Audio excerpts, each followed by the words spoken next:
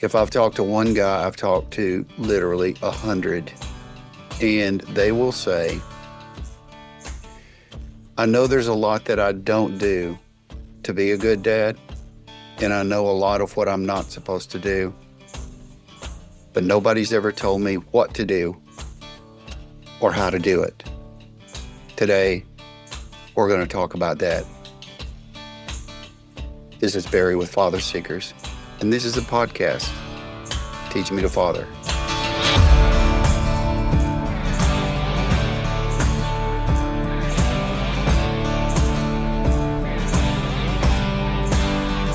Today, guys, I want to introduce you to one of my most favorite people in all the world.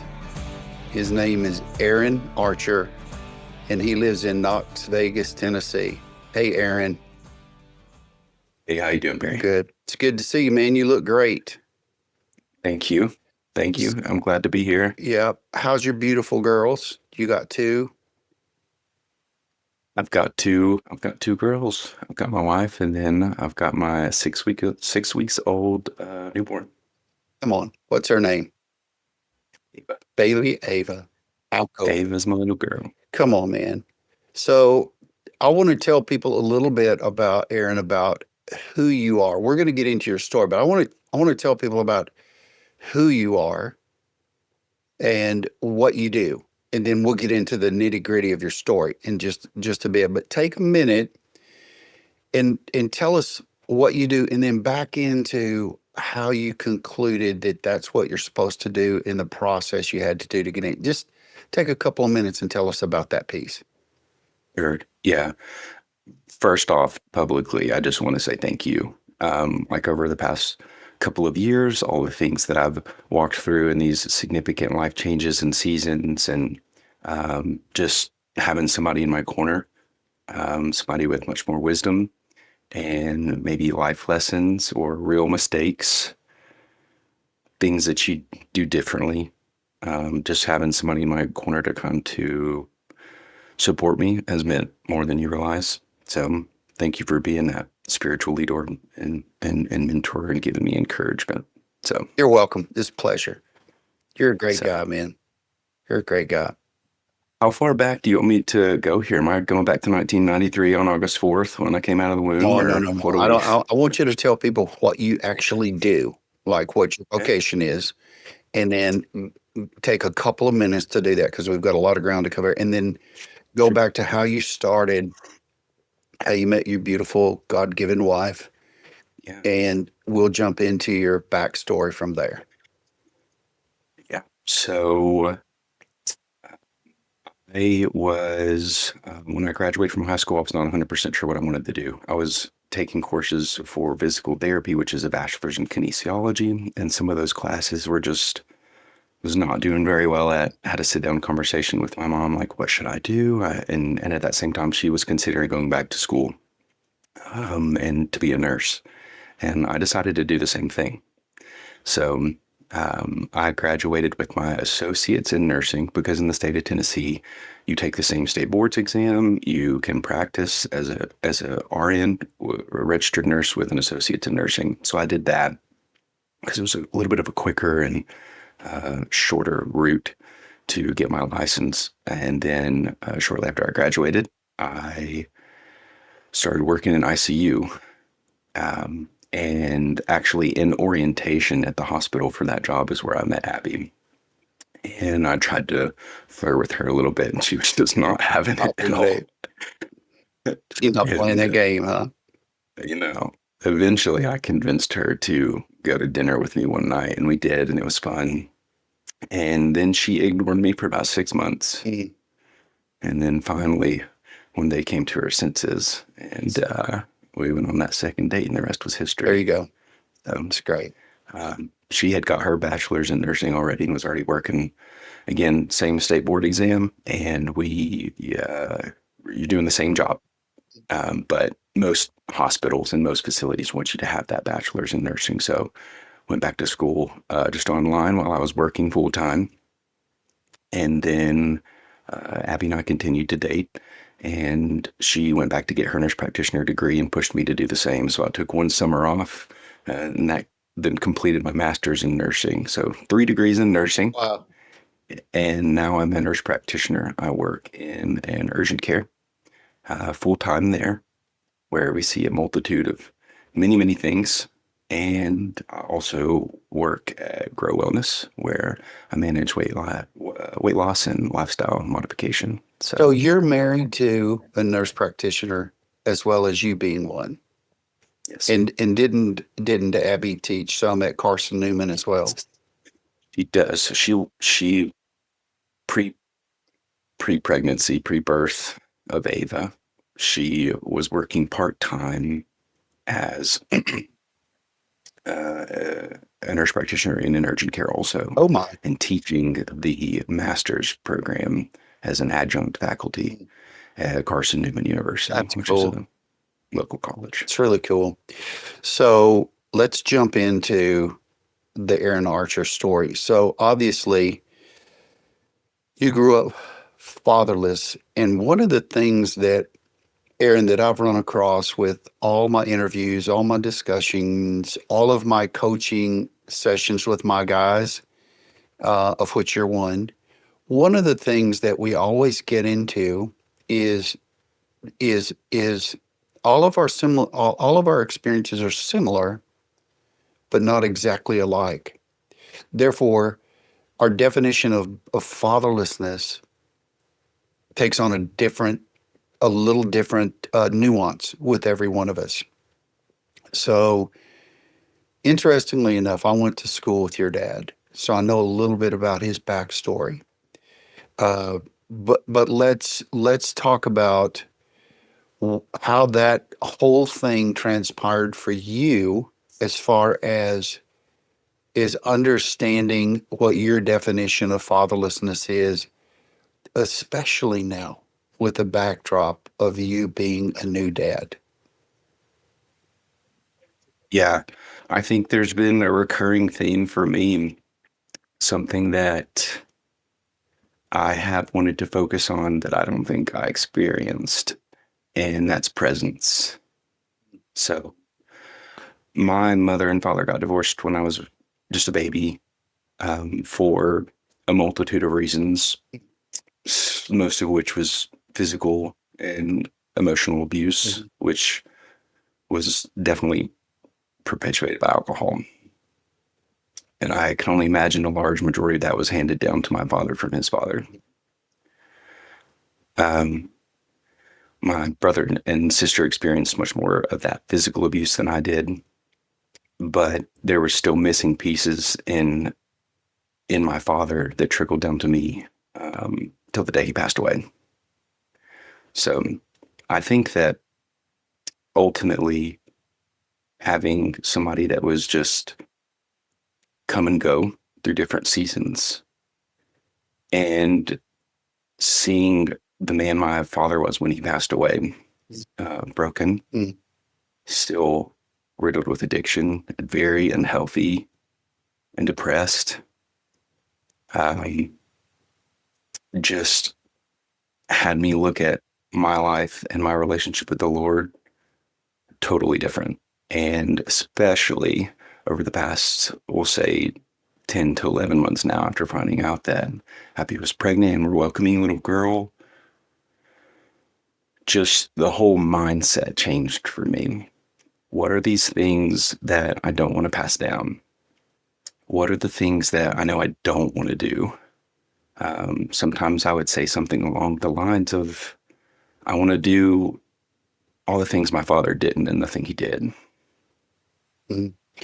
That's a little bit. We've talked about that some in our time together about being a reactive father Yeah. versus an engaged father. And I think maybe someday we could do that podcast of what the difference is after you get some laps under your belt with Ava. Because it's huge. Because as I look back and remember being a new dad, one of the things that I remembered was doing things for my kids and to my kids that wasn't done for me or to me. Like when I say to me, I'm going to teach you how to behave properly as a young man, or I'm going to teach you properly how to have an engaging conversation with your mom, for me, teaching me how to dress and how to act. So there's a lot of the static, and this is one of the things that I wanted to talk to you about today was that back and forth from what I didn't have to what I now have to offer my daughter. And how do I conclude or come to the equipping knowledge of knowing what to do and how to do it? Question. A lot of this is, of course, there's going to be people who are much more experienced at fatherhood than I am, being almost 7 weeks in. I think again, I kind of go back to currently, I go back to presence. I just kind of fought tooth and nail to make sure that I would have some additional time off with her in this newborn stage. Presence is big. Yeah. So that's just currently, that's some of my focus and where the majority of my focus is. Tell me how you're So doing that. in the mornings, I will wake up and I'll take her for 3 or 4 hours while Abby sleeps a little bit. One of the first things I try to do is either sit with her in the nursery or here in the guest bedroom, and instead of just like turning on the TV or something like that, of course I'll try to read scripture or do my daily prayer, and sometimes I'll incorporate her into that. And I know that she doesn't understand it yet, but just praying over her, maybe with the Lord's Prayer or whatever. Right now I'm reading through the Gospels. Maybe I'll read a chunk of that to her, and just holding her and trying to enjoy that time. That's amazing. Um, my coach and my counselor, Kelly Rhodes, and I've told you about him before. He said in one of our podcasts together, he said growing up without a dad can be an advantage in some areas. He said it much better than me, so I'm not quoting him, but he said you have a blank slate now that you can learn, and that you can learn things fresh and new, and then learn how to apply them.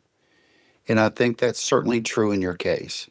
I know it was. I know, looking back with my boys now, I know that that was the case. I just didn't know. Nobody's there to tell me. Yeah.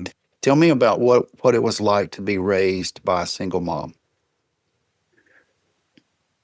Yeah, I guess I'd have to agree with Mr. Rhodes in that manner that there's probably pros and cons. I think all encompassing children need to have a father, but my mother stepped in every possible way that she could to fill that gap. I just I remember growing up and not really having to worry about where my next meal was going to come from. I remember always having money under the pillow from the Tooth Fairy, always getting the new Game Boy or something like that.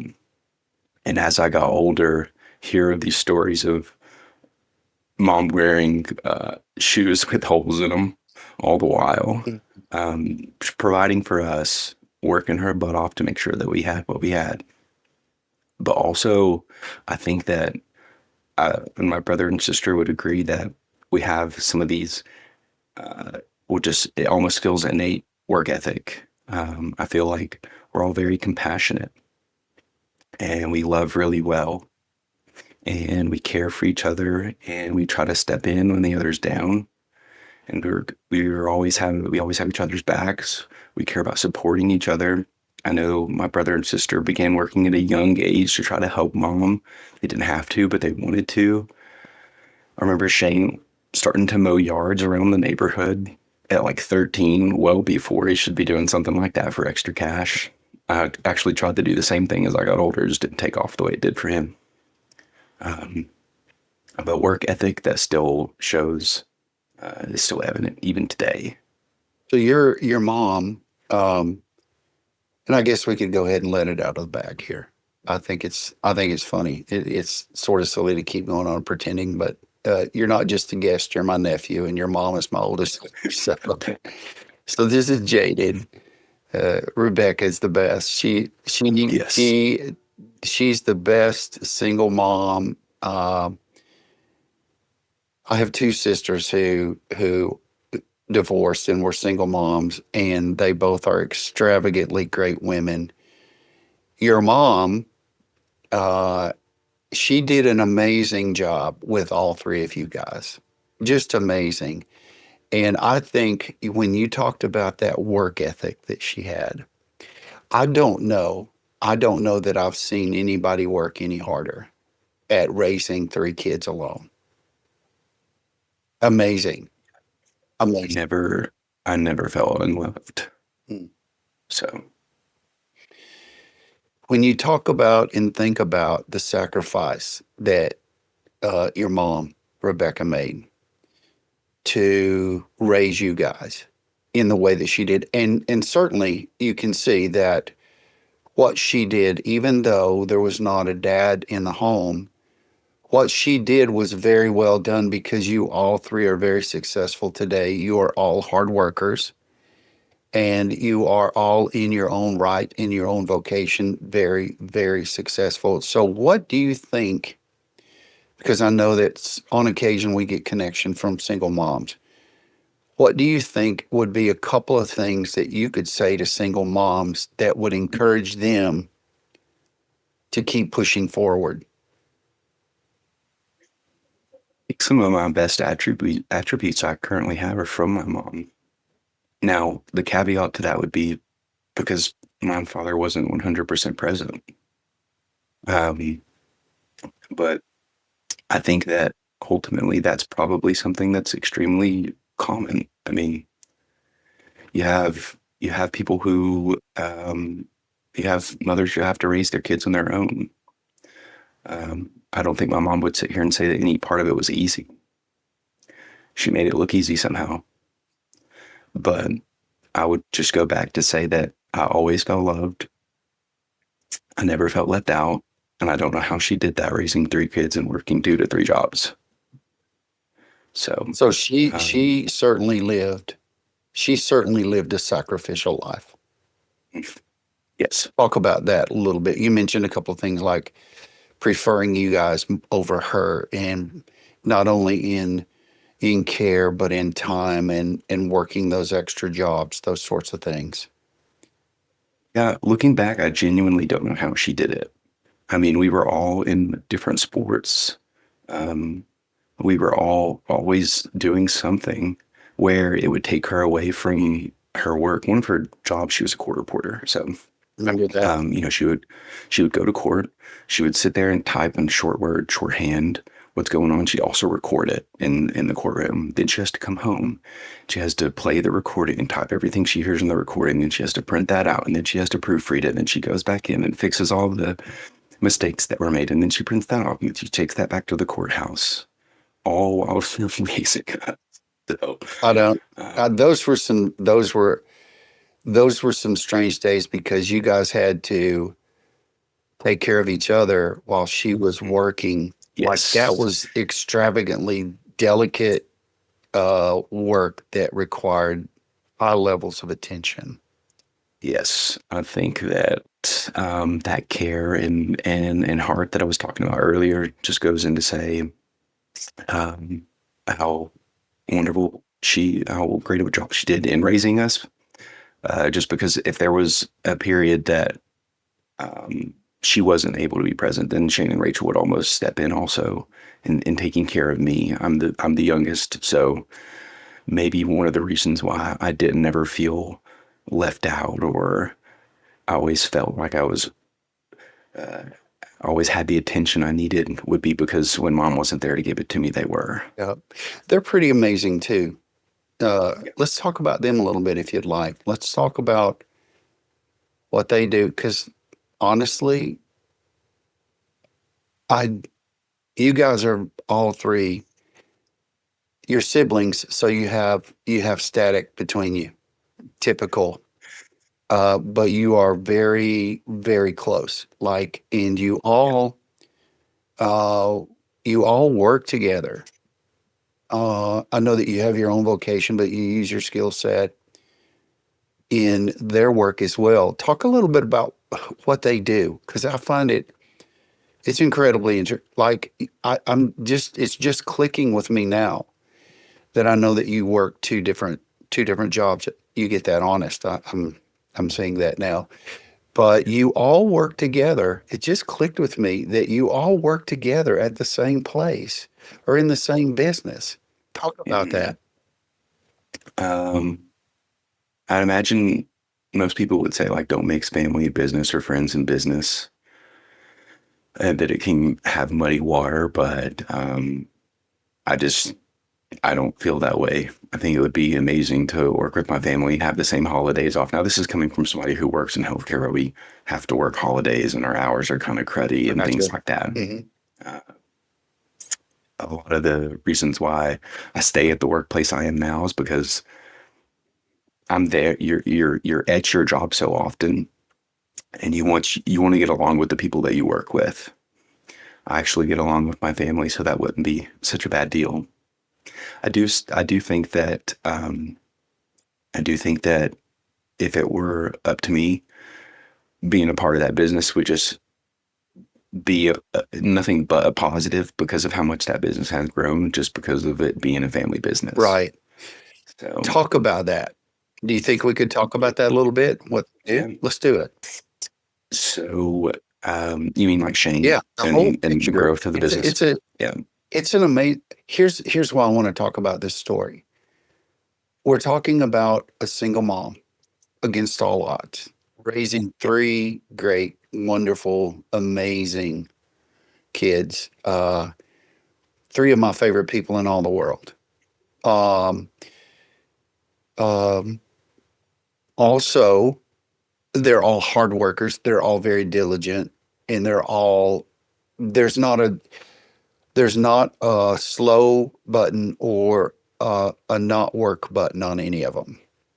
So let's talk about what they do, how you fit in, how your mom fits in, and the whole brainchild behind all this.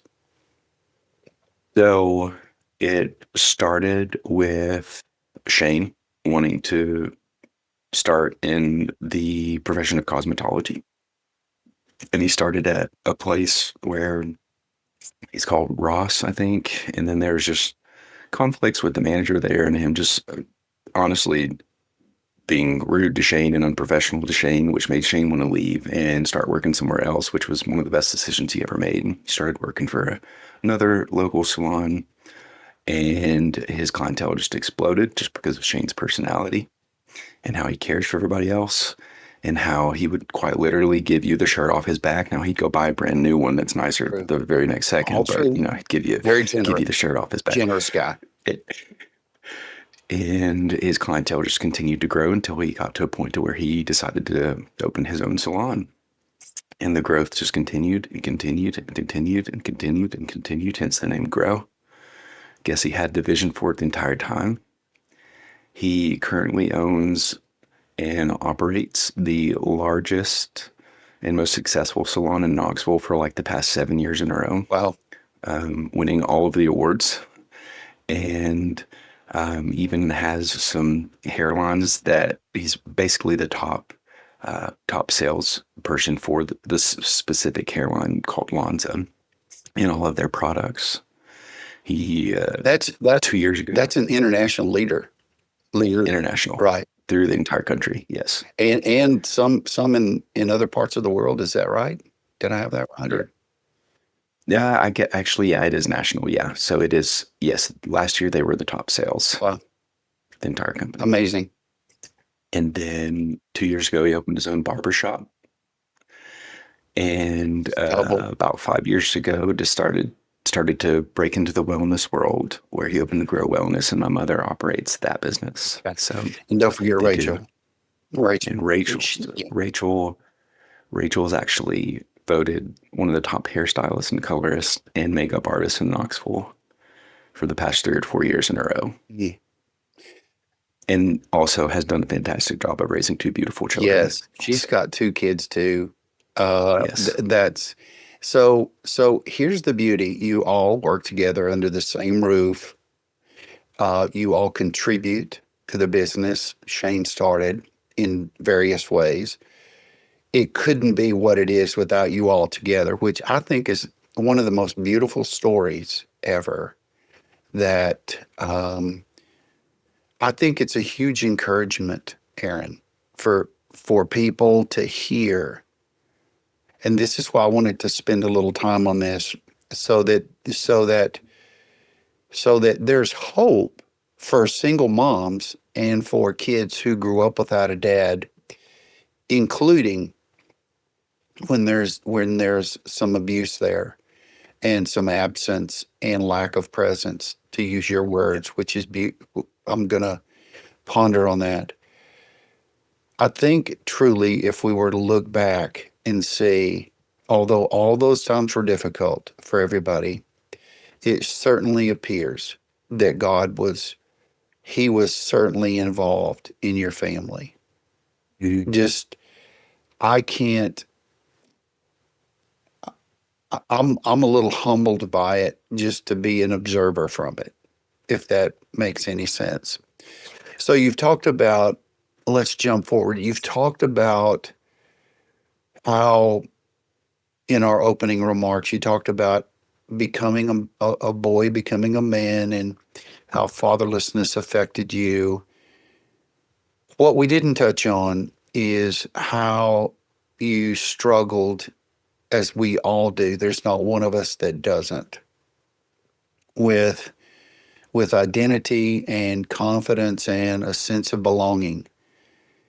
You've said some really profound things to me about that, and I think, coming to that conclusion of presence, I think working through all of the confidence piece, the relationship piece, the sense of belonging, the identity.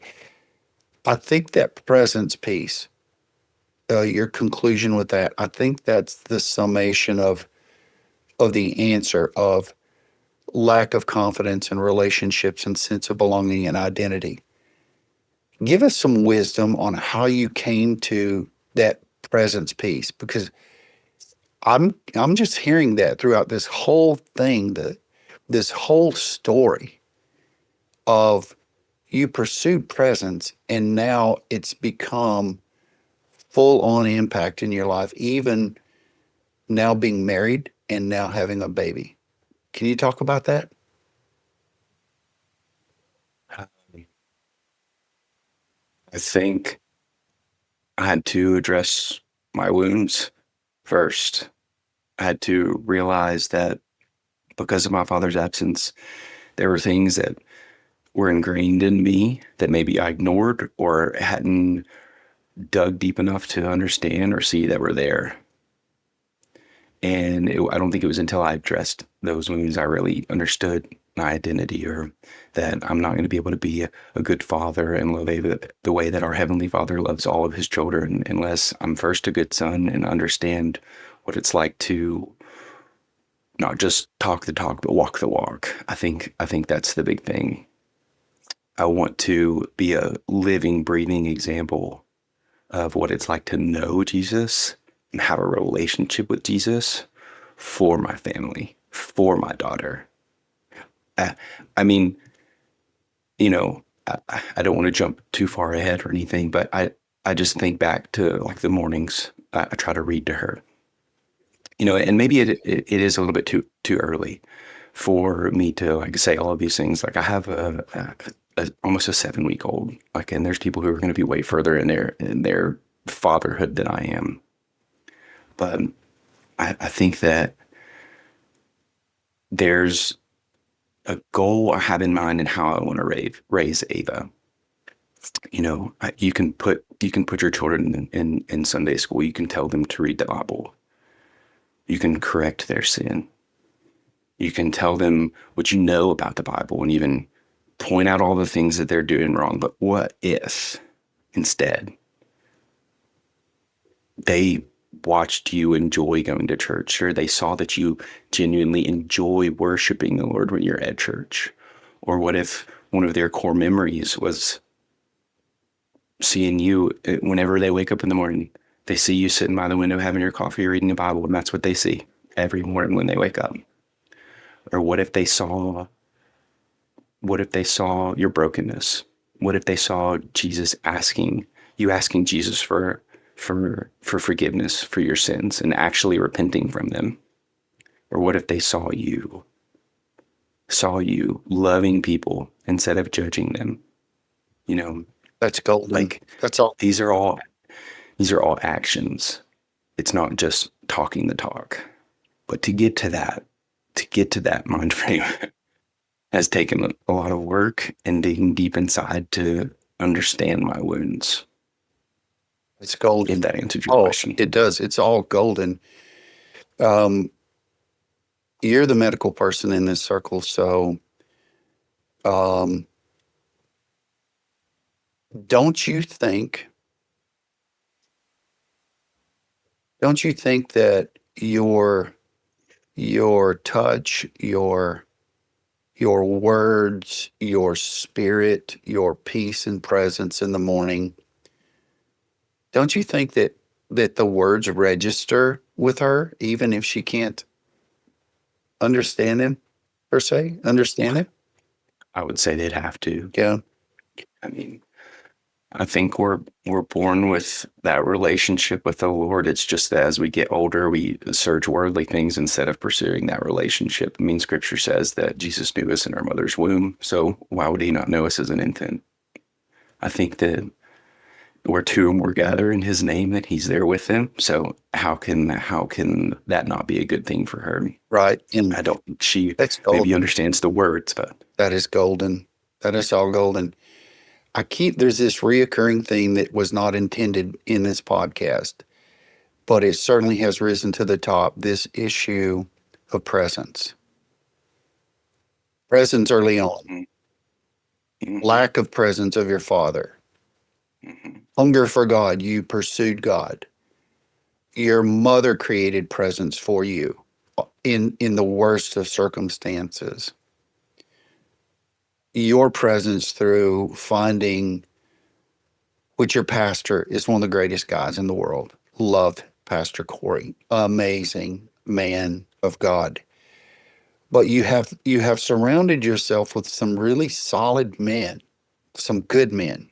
Pastor Corey, one of them, and some of the guys that you lead Bible study. So that peace, that mentorship, that camaraderie, that circle, that group, that cadre of lifelong doing life together.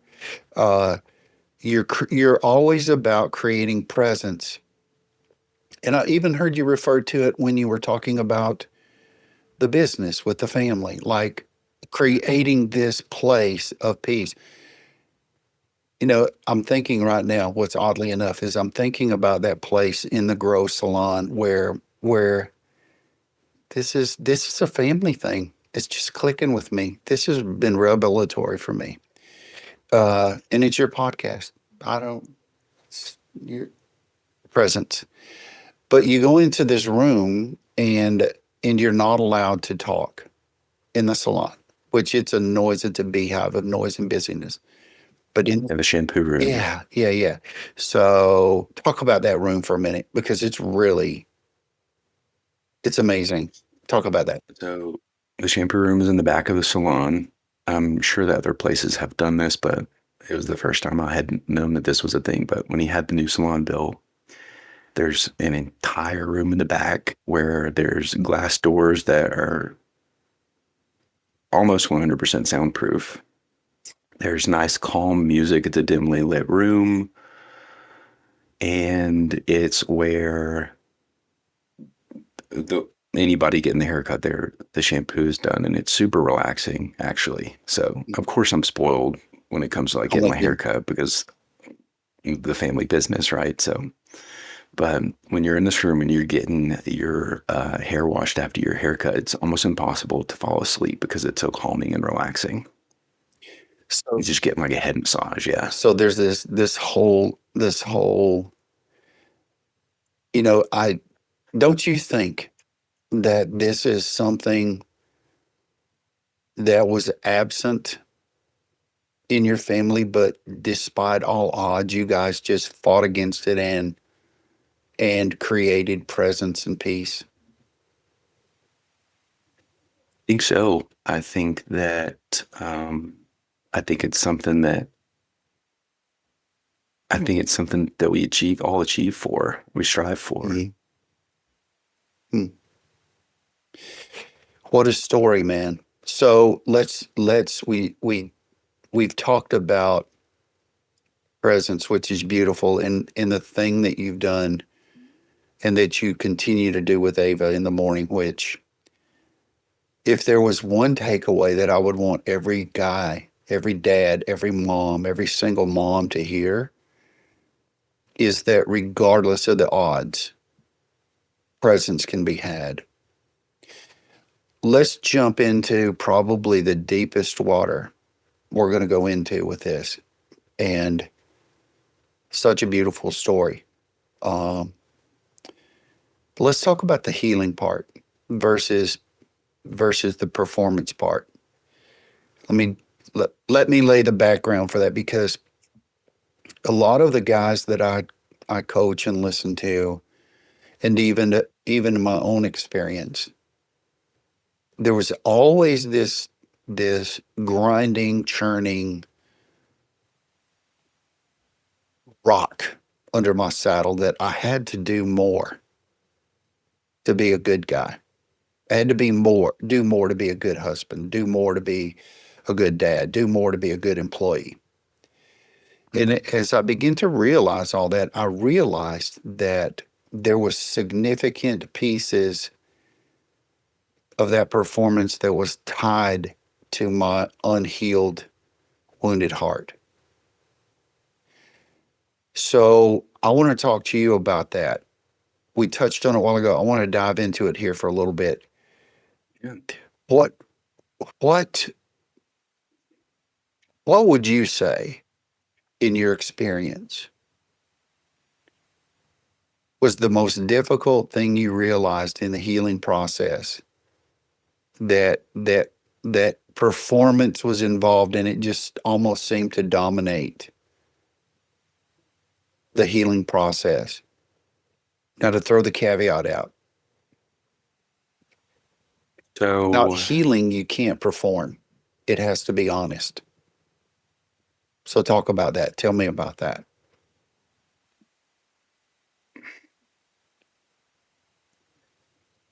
think, and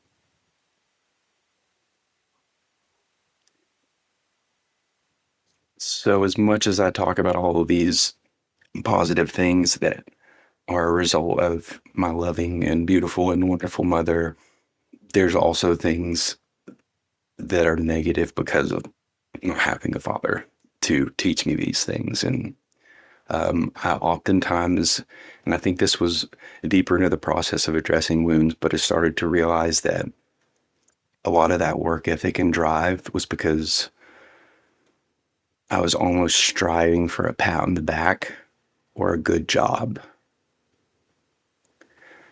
And hearing good job from your father is probably one of the most important things to hear as a kid. Because if not, your kid will always search for that good job from someone else. And if they hear it, it will probably go in one ear and not the other and have no meaning. Or at least it did for me.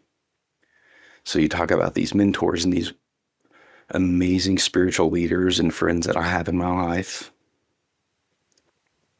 Those have served me so well. And I think that everybody needs that in their life. And if you think of somebody that you look up to and already is your mentor, I mean, I can promise you that your pastor probably has a mentor and that mentor has a mentor. It's part of the process. You need that. Yes. But in my earlier years, I was always looking for a father figure, whether it was like a friend's dad who had a cool job or was super successful and had a lot of money, or maybe it was my pastor who showed me tough love and was like, you just got to do these things. Like, this is what it takes to be in a better relationship with the Lord, or you need to take time out of your day and read your Bible. This is not like a legalistic thing. Don't read it just because you have to. Read it because you want to, and you want to learn from it. Surround yourself with like-minded people. Um, have a mentor, somebody that's experienced and can lead you and carry you through hard seasons. And you should be doing the same thing for other people. But the long answer there, it goes back to these wounds I achieved, or not achieved, these wounds I suffered from were because my father didn't show presence. But I think ultimately, let's just say hypothetically speaking, somebody comes into the clinic with a runny nose or something like that, and they've got a cough and a cold.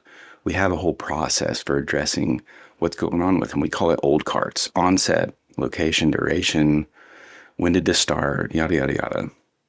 But if somebody comes in with a big laceration, big cut in their arm, I'm going to say, when did this happen and how did it happen? Good. In the same way that I have to do with my own wounds, I have to address when this happened, how it happened. And the reason I have to do that is because that's all part of the healing process. Now, the healing process is going to look different for everybody, but you have to address the wound and how it happened first. And then that one can start to heal because we've got a great healer. We've got a great physician who wants to heal those wounds. The bad thing about a wound is if you don't address it and heal it, it will fester and grow and get worse and spread into other areas, just like a dirty wound would that came into the clinic. If we don't treat that appropriately, it will spread into the bloodstream and they could end up in the hospital and in some cases die from sepsis. Same thing happens to my wounds that are left in me that are given to me from our fathers. If I don't address that and allow them to heal, then they can spread into other areas of my life. There might always be a scar there once the wound heals, but that's okay because it's better than just the wound itself. That is a lot. Talk about, you mentioned a couple of things about the the the father hunger piece of I need to hear my dad say good job. And you said, but even when people did, it went in one ear and out the other because you were not accustomed to being loved and to being fathered. I want to use the word fathered through affirmation, positive, strengthening, speaking life over your kids. Like when you say good job, that's speaking life over your kids. Why was it so difficult to believe it initially? And then when did it transition to receiving what was spoken over you as far as the life-giving words versus rejecting them? Because I see hurt in between that. Talk about I'm that. going to answer your question in reverse order. Oh, I could hear it once I could hear that I'm proud of you once I realized that I can hear that I'm proud of you from our Heavenly Father anytime. I think not hearing it through my teen years or even now into adulthood was probably just pretty deep psychological. I don't know if I have a perfect answer to that.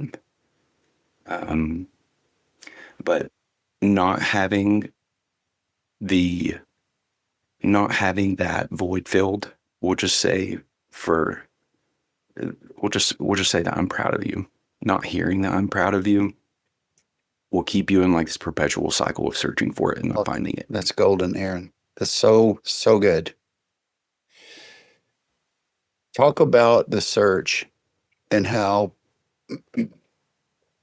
for me, in short, it drove me to places to do things that had I had a dad, I wouldn't have done, or to seek out presence and affirmation and basically just wisdom in how to live and do. Talk about the moment that all that changed and you were able to recognize the state and the position you were in without a dad and what you needed to do about it.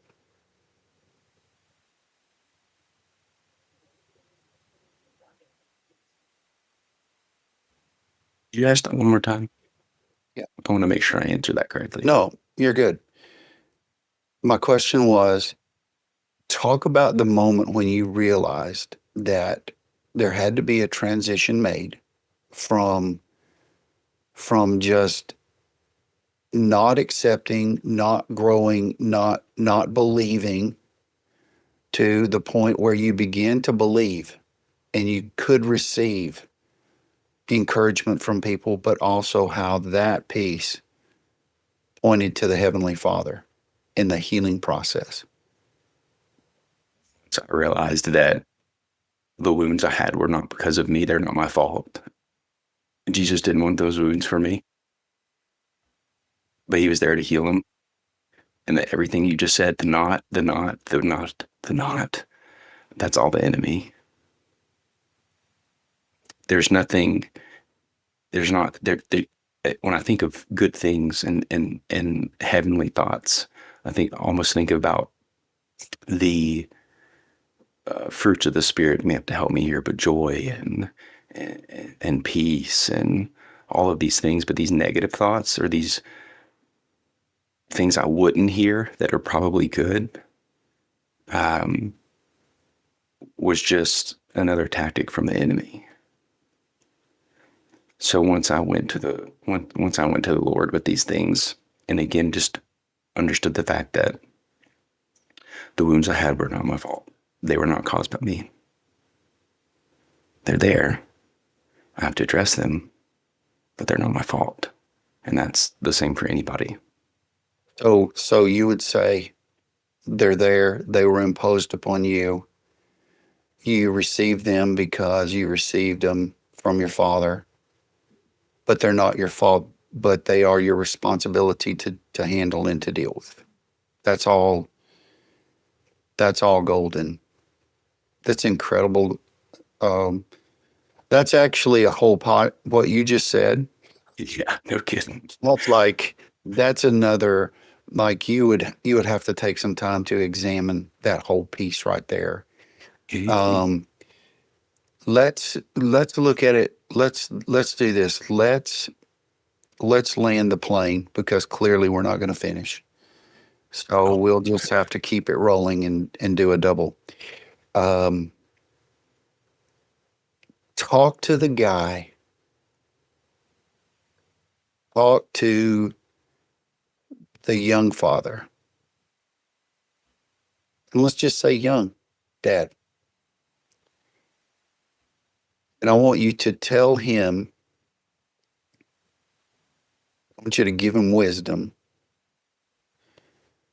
Fatherless father.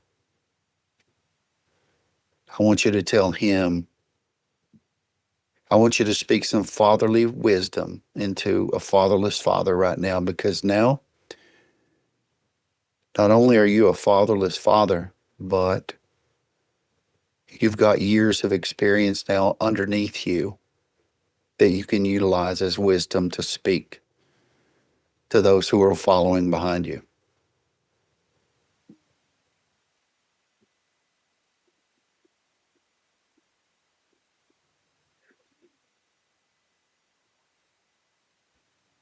to do it without getting emotional.